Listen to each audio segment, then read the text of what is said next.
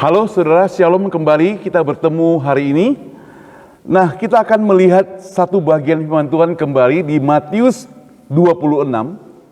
Kali ini ayat yang sangat-sangat lazim kita dengar, bahkan sebulan sekali pasti kita dengar di gereja pada waktu perjamuan kudus. Saya akan bacakan buat kita sekalian. Matius 26 ayat 26 sampai 29. Penetapan perjamuan malam. Dan ketika mereka sedang makan, Yesus mengambil roti, mengucap berkat, memecah-mecahkannya, lalu memberikannya kepada murid-muridnya dan berkata, ambillah, makanlah, inilah tubuhku. Sesudah itu ia mengambil cawan, mengucap syukur, lalu memberikannya kepada mereka dan berkata, minumlah kamu semua dari cawan ini. Sebab inilah darahku, darah perjanjian yang ditumpahkan bagi banyak orang untuk pengampunan dosa.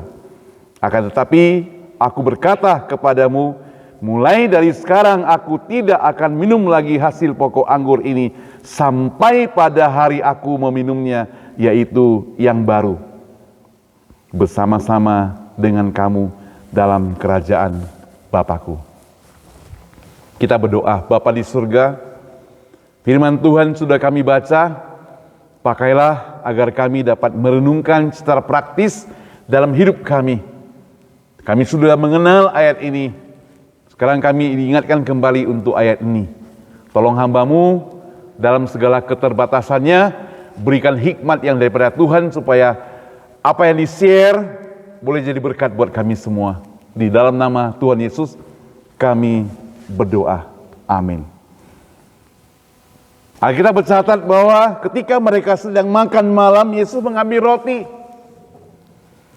Roti yang mereka pakai, roti yang tidak beragi, dipecah-pecahkan, di situ dikatakan, mengucap berkat, memberikannya kepada murid-murid, dikatakan, ambillah, makanlah, inilah tubuhku. Sesuai dengan firman Tuhan di sini bahwa tubuh Yesus dilambangkan dengan roti yang dipecah-pecahkan, yang dibagi-bagikan. Dan itu membuat kita mengingat setiap saat ketika kita membaca bagian ini. Dan ketika kita menikmati atau menerima perjamuan kudus yang merupakan satu pesan Tuhan untuk kita lakukan setiap saat. Dan bukan hanya roti, karena roti melambangkan tubuh yang dipecahkan, juga ada anggur, cawan. Di sini dikatakan mengucap syukur, memberikan kepada mereka berkata, minumlah kamu semua dari cawan ini. Sebab inilah darahku, darah perjanjian ditumpahkan bagi banyak orang untuk pengampunan dosa. Sesuai dengan iman kepercayaan kita bahwa Yesus mati di atas kayu salib, nantinya dia dicabik-cabik tubuhnya, dia dicambuk, ditendang, dipukul, ditempeleng, bahkan ditusuk pakai tombak, disalibkan di atas kayu salib sampai dia mati, saudara. Ini membuat tubuhnya tercabik-cabik, hancur lebur. Di bagian lain dikatakan seperti bubur. Itu tubuh Tuhan Yesus. Betapa menderitanya dia. Coba kita bayangkan. Kalau ada waktu saudara, kita datanglah berkunjung ke Israel. Jangan hanya ke Eropa, ke Amerika, atau ke tempat-tempat lain. Ke Israel, tempat yang bersejarah, coba. Duduk di sana sendiri bila perlu. Merenungkan bagaimana Yesus waktu disalibkan itu. Peristiwa-peristiwa yang terjadi, ikuti jalan perjalanannya menuju ke tiang gantungan kayu salib. Barulah kita merasakan bahwa beginilah penderitaan Tuhan. Soalnya ketika kita berada di hadapan kuburan Yesus yang sudah kosong, kita baru ingat bahwa semestinya kita bersyukur sekali pada Tuhan, karena kita bukan menyembah kepada Tuhan yang mati, tapi kita menyembah pada Tuhan yang mati dan bangkit kembali. Sudah hidup dalam kemenangan. Itulah Yesus, saudara. Nah, saudara sekalian dikasih Tuhan, darahnya itu dicurahkan, menghapus, membebaskan kita dari dosa-dosa kita, membersihkan kita dari dosa-dosa yang kita perbuat. Apapun dosa kita, kalau kita minta pengampunan kepada Tuhan, akan diampuni, saudara. Yang menjadi masalah adalah kadang kita terlalu gengsi, kita menganggap diri hebat, kita menganggap diri kuat. Ngapain saya mohon pengampunan? Saya cari uang sendiri. Saya berusaha, usaha sendiri. Ekonomi saya bisa begini karena kerja kerasku. Mana Tuhan yang tolong aku? Sering orang begitu sombong. Ya gak masalah. Mungkin benar bagi dia. Dia bekerja keras, berjuang dan sebagainya. Tapi ingat, kalau hidupmu, sekali lagi, kalau hidupmu tidak ada Tuhan, harta kekayaanmu sebanyak-banyaknya itu tidak berguna. Engkau seperti tulisan nominal cek itu yang isinya 0,00000 tanpa ada satu Yesus Tuhan kita. Gak ada gunanya.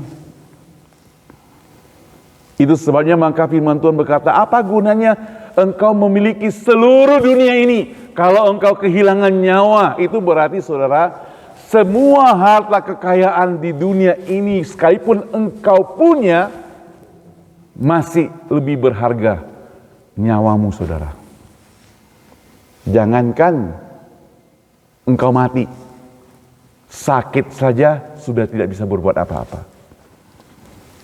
Saudara yang saya kasih Tuhan, itu sebabnya kita butuh Tuhan Yesus. Butuh pengampunan dosa. Kalau kita sudah minta ampun pada Tuhan, kalau dia sudah menyucikan kita, kalau dia sudah memulihkan kita, mari kita tetap setia bersyukur kepada dia, tidak mau kembali lagi. Kita bukan seperti kerbau yang diambil dari lumpur, kemudian dibersihkan, lalu besok-besok balik lagi ke lumpur itu. Kita tidak mau seperti itu. Itu karakter binatang. Karakter manusia itu lebih tinggi. Diciptakan punya akal dan pikiran. Kalau kita sudah bersih, kita mau pertahankan tetap bersih. Daud berdoa seperti demikian, mempertahankan tetap bersih.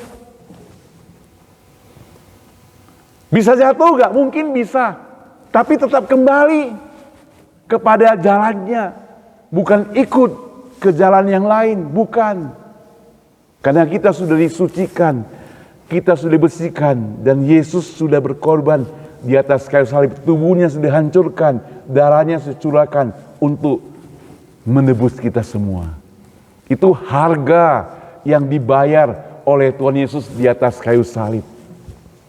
Jadi jangan pikir gampanglah orang percaya itu menerima keselamatan, percaya Yesus sudah gratis lagi. Bukan. Harganya begitu mahal, saking mahalnya yaitu Yesus harus disalibkan di atas kayu salib. Saking mahalnya kita tidak bisa membayarnya. Maka supaya kita dapat memperolehnya hanya diberikan secara cuma-cuma. Tapi harganya sudah dibayar oleh Tuhan Yesus di atas kayu salib. Kalau kita bisa mengenang kembali, mengingat kembali semuanya ini, bahwa pengorbanan Yesus begitu besar atas hidup kita sampai detik ini, bahwa dia tidak pernah tinggalkan kita sampai hari ini. Mari kita jangan coba-coba tinggalkan dia. Tetap setia kepadanya, tetap percaya kepadanya, tetap mengasihi dia. Karena Yesus satu-satunya juru selamat manusia. Orang yang paling dekat dengan kita, suami, istri, anak, mama, papa. Mereka waktunya kalau sudah tiba bisa tinggalkan kita. Saya baru terima berita bahwasanya dosen kami yang dulu mengajar kami di seminari dipanggil oleh Tuhan hari ini. Artinya apa, saudara? Artinya mereka bisa tinggalkan kita. Tapi Tuhan Yesus tidak pernah tinggalkan kita. Percaya kepada Dia, serahkan hidup sungguh-sungguh kepadanya, hidup menurut aturannya selama-lamanya, setiap hari. Mari kita berdoa. Terima kasih Tuhan, kami bersyukur untuk pengorbanan-Mu, tubuh-Mu yang dipecah-pecahkan, dihancurkan, darah-Mu bercurah di atas kayu salib itu, membersihkan dosa-dosa kami. Biarlah kami ingat sebagai satu kasih-Mu yang begitu besar kepada setiap kami. Jangan biarkan kami lupa atau pura-pura lupa, atau pura-pura tidak tahu ini semua. Bahwa kasih-Mu begitu besar kepada setiap kami. Supaya kami boleh tetap mengenang Engkau kembali dengan kasih yang besar itu. Bahkan kami mencoba untuk lakukan berbagai cara demi untuk membalas kasih-Mu yang besar itu. Pakai kami Tuhan, tolong kami, walaupun kami tidak sanggup untuk membalasnya. Paling sedikit selama kami hidup, kami melakukan yang terbaik buat Engkau Tuhan. Di dalam nama Tuhan Yesus kami berdoa. Amin.